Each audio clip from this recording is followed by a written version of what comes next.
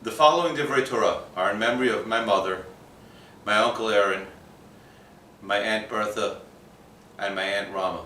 Le'ilu nishmat Rachel bat Yosef Chaim, v'gam Aharon ben Yosef Chaim, v'gam Rachma Gurji bat Ephraim, Ruach Adonai Tanichenu Gan Eden. In Parshat Shelach, the pasuk says, "Send men on your behalf. They shall scout the land of Canaan, which I am giving to the Jewish nation. One man of the tribe of his fathers. Send the leaders among them."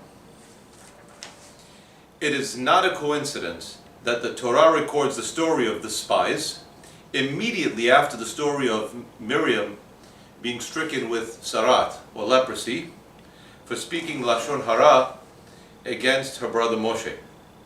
Rashi explains that the spies were wicked people, since they just witnessed Miriam's punishment for speaking badly. Yet they didn't learn this lesson from her, and they went and spoke badly about Eretz Yisrael.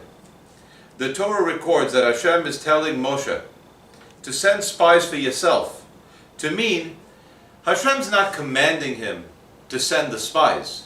Hashem is saying the land is good, but yet he is giving the Bnei Israel an opportunity to sin through the spies because they demonstrated that they lacked faith in Hashem. Onkelos explains that the spies did not speak falsely about the land. Their sin was actually that they spoke truth, but in an evil manner, slanting their reports to imply that the land was not attainable.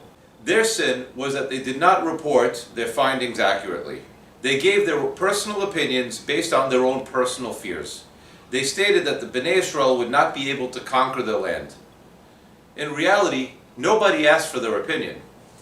The Baal HaTurim explained that the Sofei Tevot, the end letters of the word Shelach Lecha Anashim, is Chet, Chaf, and Mem, which spells the word Chacham, a wise man. The obvious question would be, how could a wise leader fall so low to commit such a sin of rebellion against Hashem? Chazal explained that these leaders were extremely wise, but they feared that their positions would be taken away from them once they entered their land, and they would have to yield their leadership to a younger generation and new leaders. The cause of their sin was arrogance. Had they truly been wise, they would have not fallen into the trap of the Yetzer Hara, or the evil inclination. And they would not have spoke evil about the land, because they would have been able to foresee the end result of their actions. It is known that Moshe prayed fervently to Hashem, begging that he should have zechut to enter the land of Eretz Yisrael. That's all he wanted. Yet Hashem denied his request.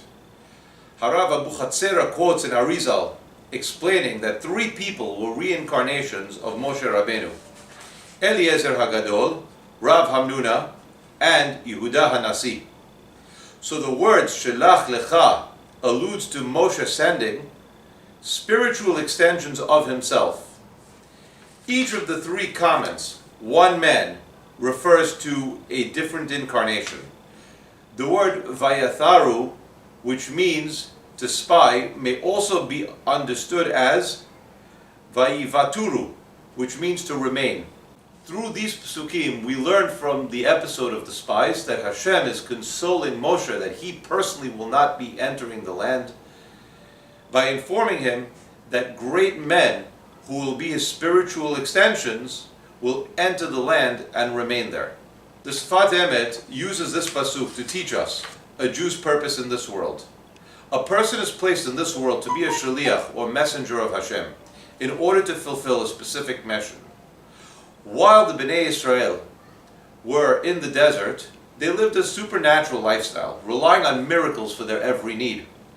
The spies were aware that once the Bnei Israel entered Eretz Yisrael, instead of their lives being reliant on miracles, it would be governed by the laws of nature, where they would have to put in their own efforts to protect themselves from the external enemies and deal with the various social and economic matters. They sent spies in order to explore their options so they will understand how to implement their new lifestyle.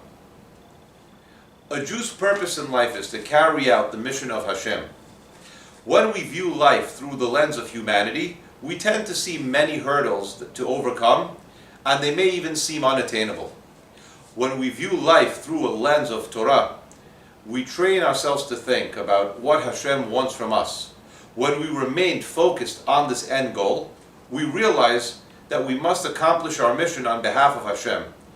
And because of this, everything is possible and everything is attainable.